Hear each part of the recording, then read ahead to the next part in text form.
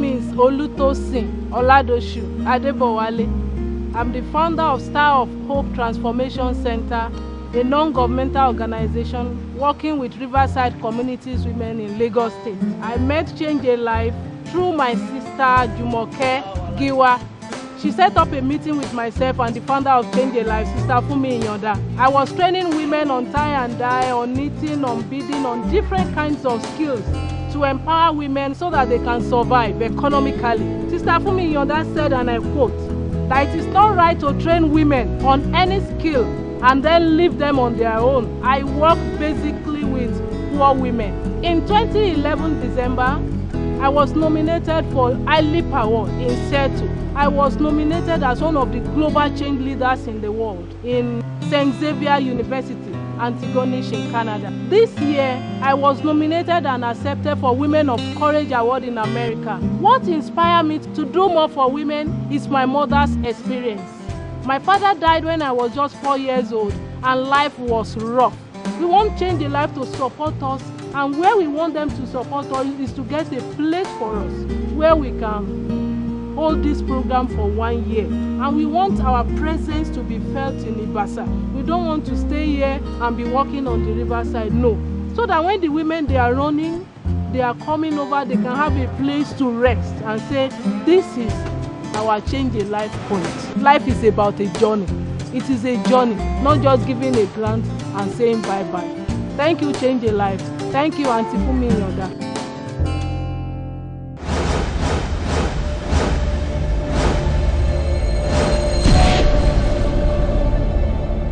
Right, welcome back. It's Change a Life Show 2014. We've been doing this for 12 years. And of those 12 years, we have had the one guest to start the year with us in the past. How many years has it been now?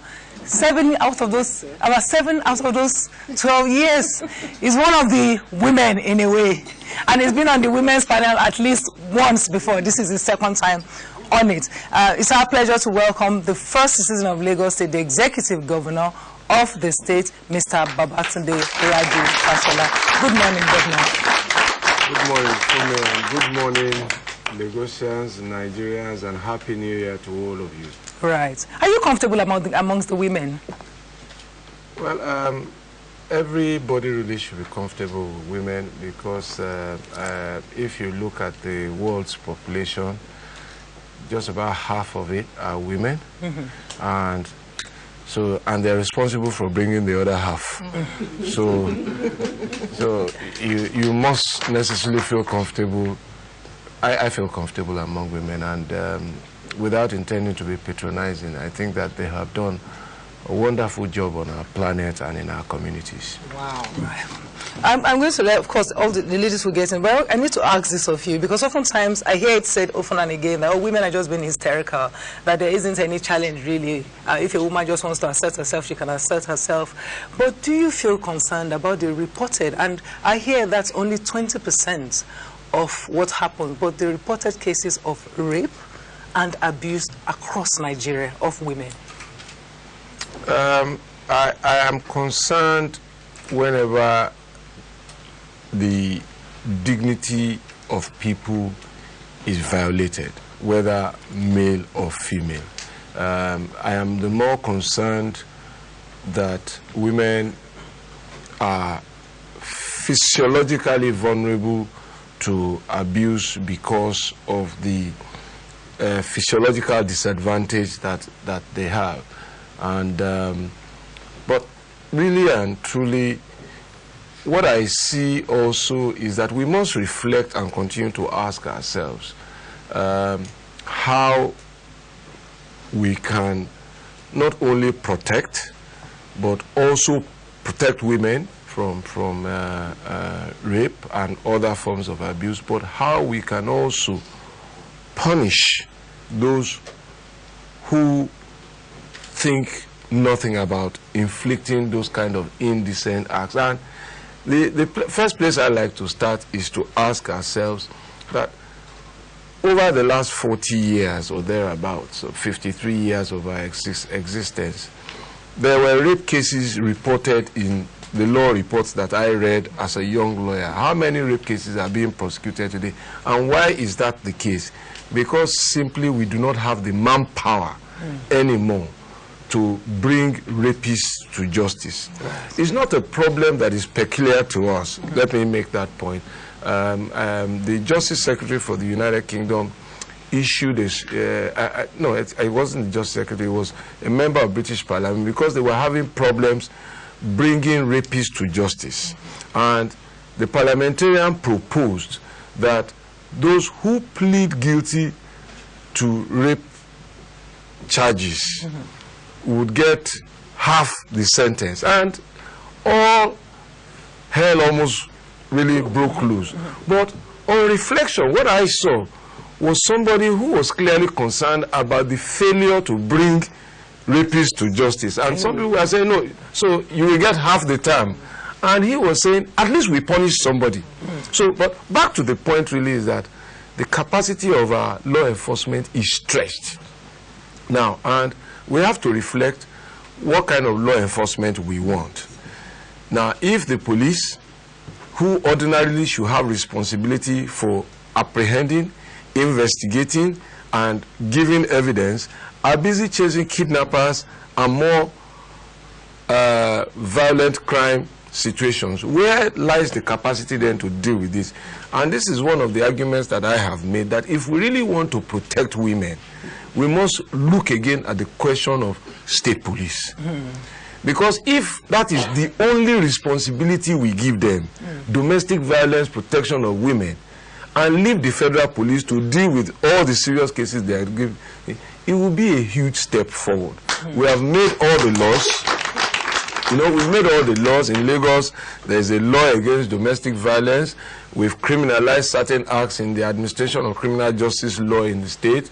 There are laws now against abuse of children. But how really do you enforce?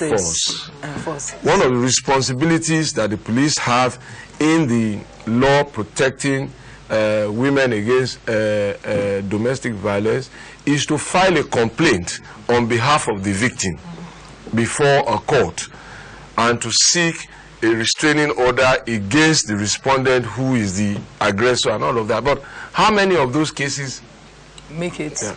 And then, look, rape has traditionally been a very difficult offense to prove, often because of the indignity that the rape victim suffers. Sometimes they are not reported, and when they are reported, oftentimes they have to give evidence, and then they are subject to all sorts of questions in the hands of very skillful defense lawyers, suggesting perhaps at one time or the other that maybe there was consent or there was no consent. And I have always argued that a man can even be guilty of rape against his own wife. Yeah. Exactly. Because the point is that, you see,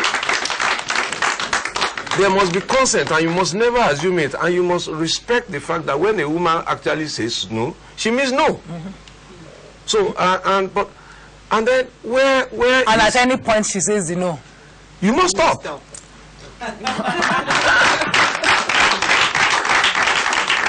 So, but apart from that, because of the nature of the forensic work that is done in courts before an accused person who comes in presumed innocent, because those are the constitutional and legal provisions that the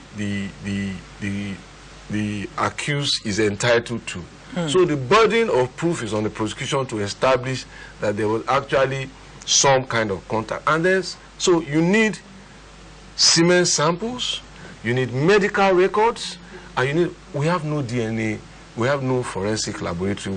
He goes back to the heart of everything, doesn't he? I was actually going to ask how, we're talking about the domestic violence on the women, but I'm looking at, especially with children, how does one manage a situation where the child has been defiled, and especially now where the case of the rape of children has become a very escalating level. How do you protect the right of that child to get justice in view of all the issues that, you know, you're faced with having to do forensic this and that with a child. Should there be a special emergency? Yes, for children. Emergency intervention for children. Yes, in terms of the law now, you know, being. Well, I think that all of the laws, whether in the criminal law, in the Child Rights Acts, and all of that, what you will probably see is, when you scrutinize very deeply, is perhaps a layering of legislation. Because most of what constitutes abuse of either women or children can be charged under the existing body of criminal law in the hands of very skillful prosecutors. But at the end of the day, the real problem really is the capacity for enforcement. Capacity. Now, I like to be in every home, but it's not possible. And so it's only the reported cases that we can respond to. I have had cause to wake up the Deputy Governor who supervises the Ministry of Women and Poverty Alleviation, and therefore has dominion over those Child Rights Acts and all of that, and the Director General of the Office of Public Defender. When I get text messages that either children are being abused, women are being beaten up, I do that and we move in. Right. So we have more or less volunteers who work in the Office of Public Defender, young people, lawyers, and I must use this opportunity to thank them for the selfless work that they have done. We built a transit home, for example, for victims of domestic violence, because oftentimes it's the male that is the aggressor, although we've seen female aggressors also. Yes. Wow. No, but so, and oftentimes the traditional story is that mother and children are thrown off the streets, and we say, look, a law alone won't do here. So we've built a transit home that I describe as the port of safety for the vessel of life. And so when women fall into that situation, we have the capacity in Alimosho to take them in, provide bed and board for them and their children. There's medical facility there, there are teachers there. So during the period where we are trying to resettle them, the children's education goes on, healthcare issues are dealt with, and so on and so forth. And then we're also just talking about normal children.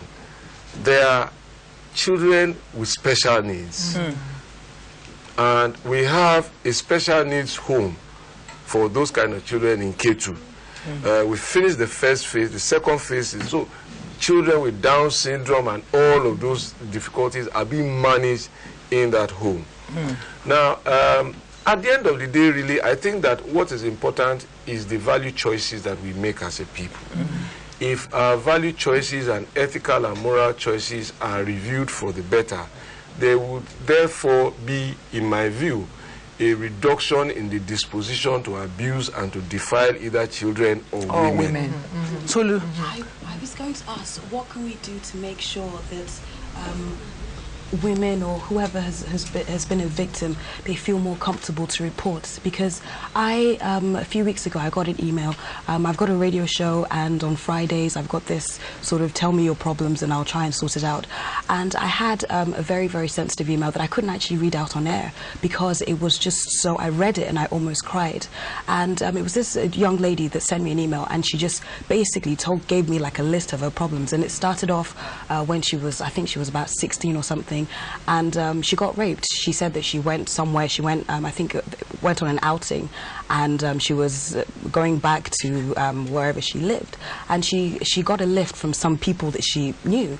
So she said that, you know, she got into the car, and they were like, okay, fine, we'll take you, you know, back home. We're going that way anyways. And they abused her. And yes, so one of the things that she said in that email that really shocked me is, you know what, that was my fault.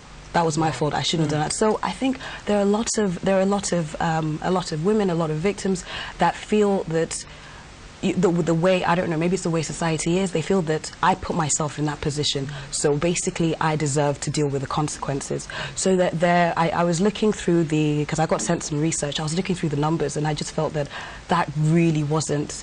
Perhaps it wasn't realistic, because I know so many people who have been victims of this, whether it's domestic abuse, rape, to come out. And I think one of the key things is when you think about our police, I do understand that, you know, we're probably at full capacity, things are being stretched, but in terms of having like a special maybe department that makes it easier for women to, you know, say, okay, this and this is what happened to me? Because I can imagine that the girl that sent me an email, the worst thing she probably would want to do, the last thing she'd want to do is go to a police station where she's probably going to be with just the male officers that are like, hey, what did you do? Why did you, you know?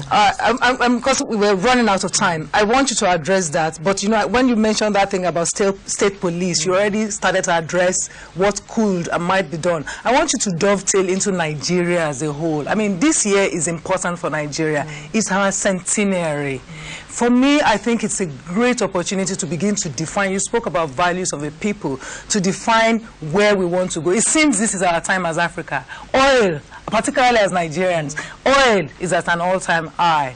The world has problems in different parts, and they are looking for new markets, new areas. We've got the population, we've got the weather, we've got the people, we've got the resources.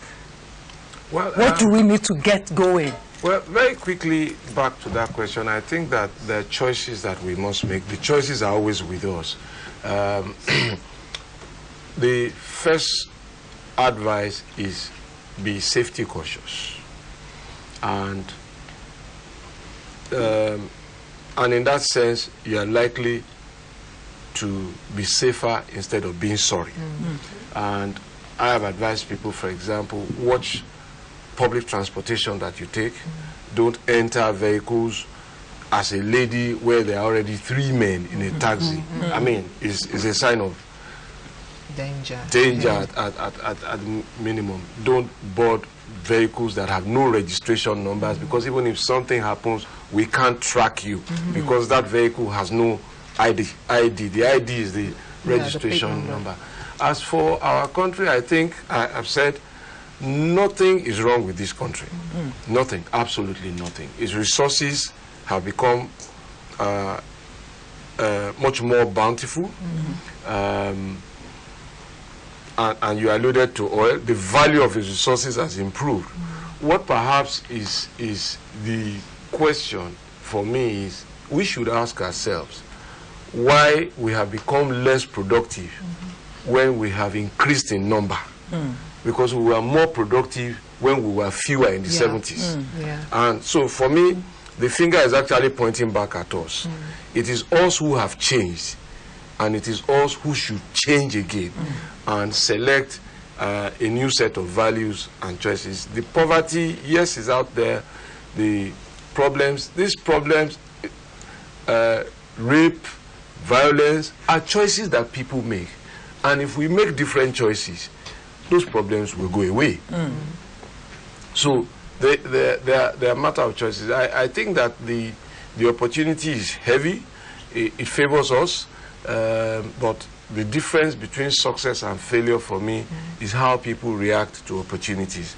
This is a season that offers us the opportunity to do so many good things for ourselves, but they would happen only if we make the choices to seize the opportunity, to work hard, to revalue hard work, to revalue knowledge, to revalue the dignity of life, to put appropriate value on our common humanity, and to value less those things that have taken our focus away from the important things. So I think that it would be a better year, but it would not happen merely by wishing it. It will happen by making very clear choices individually and collectively. As I said before, if we unite our minds to the kind of value choices we want to live with and respect, then we can unite our actions to achieving those value choices. Can I just ask? Well, you can ask, he can answer you outside of here, because unfortunately completely run out of time. I always want to sit down with him and, you know, we talk, and then the children want to spend time with him. I want him to give certificates to our sheroes. Okay. Sheroes. The show's come to an end. I'll see you again next year. But before then, I personally want to thank NTA.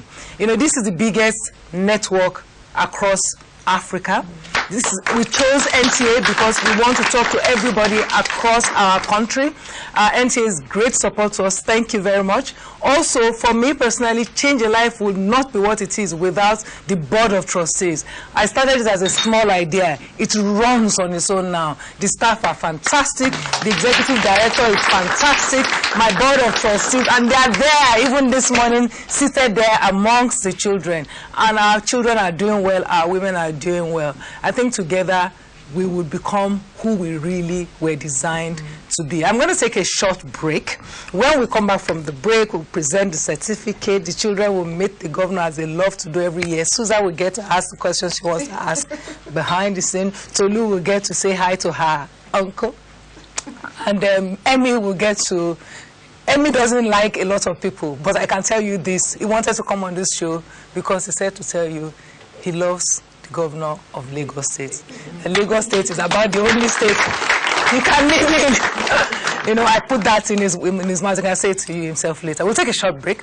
When we come back from the break, we'll round up the show for the year.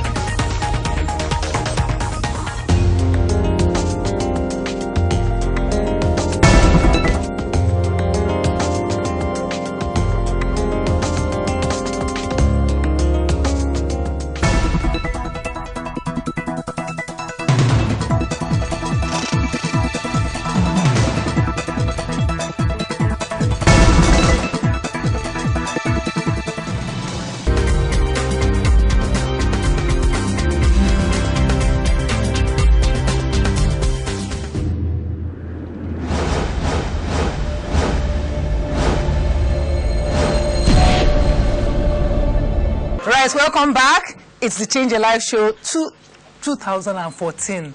I kept saying 2004. And we're going to go on quickly with this. Last year, we lost one of the biggest supporters of this show. She was here every year since we started. She's gone on to the Lord. She's watching over us. Her name, you know her, Remi Lagos. We have therefore instituted a Remi Lagos Award for our most outstanding students. And this year, those awards will be won by two lovely girls. I didn't plan it that way. It was just that the girls won. Fumilayo, where's Fumilayo? Fumilayo, little Fumilayo, my namesake in her pretty dress. And more. Come on. And to help us is the Executive Director of Change a Life, Mrs. Jumoke Giwa. Right. I can't see without my glasses. That's Fumilayo's one. Congratulations. Yeah, smile now. Good. And that's Uwana. And that's Uwana. Did you smile? Yeah, we'll do that again. Everybody say cheese. Cheese. All right. And then we've got, they've got presents for them too, surprise presents. Where are they? They've got gifts along with the cake. All of us, there will be a cake to cut as usual. One for you. Can you carry it, you little person? Oh, look at her smile. And one for you. And also to our heroes, Tosi and Tolu, those two amazing women. Where are they? Come on, Tosi and Tolu. I can't read without my glasses, so if I give one... Tolu. Yes, please. Tolu. Congratulations and keep doing what you do. Thank you. It has value and it impacts. Thank you so much, sir. Tosin. Congratulations. Keep up the good job. Thank you. Okay. And on that note, I want to say thank you to those who have made this show possible. ShopRite, cake by Tosin, you've seen it. He actually baked it and just sent it over. And there's GlaxoSmithKline, there's Cadbury, there's Delight Cream, and there's Vision Milk, the United Foods, and of course our BOT member. And we keep forgetting Lagos State. We wouldn't be able to do. I'm a strong believer in institutions that work. Our state work. Yes? No? Yes. Thank you very much, everybody. We'll see you again next year. Bye-bye now.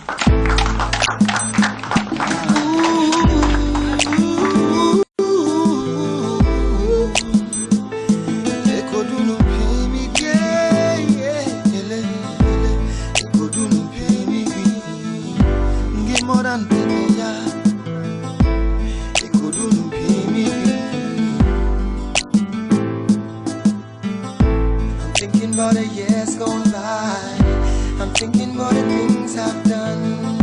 I'm thinking about the words I said.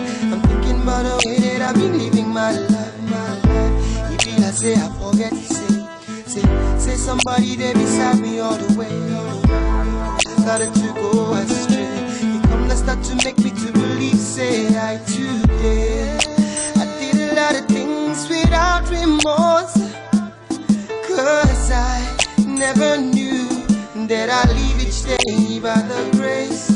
But now things have changed and my God, I realize that I am blessed.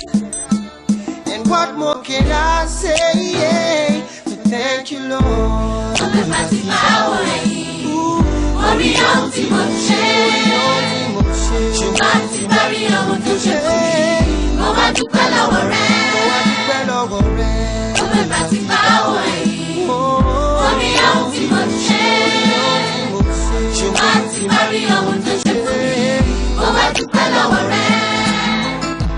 This is all straight from the heart. It's about the way I feel inside of me. I'm thinking about the things that the Lord has done for me. If God can provide for all the birds in the sky, what more can I say? No things say I better pass the people wait on by, but I still there today. He's a miracle working God. And I believe that it's because of you that I'm living my today. Is a crazy and beautiful what I believe in. Ooh, there's so much sorrow, joy and pain, but I see you. Gotta thank you, Lord.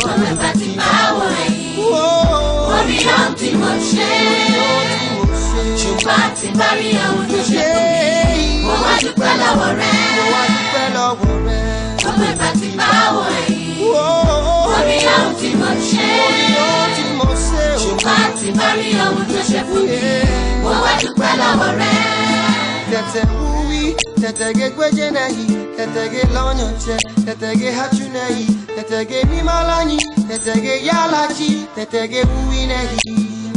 Oranga tetege ui, tetege kwejenehi, tetege lonyoche, tetege hachunehi, tetege mimalani, tetege yalachi, tetege ui, tetege ui.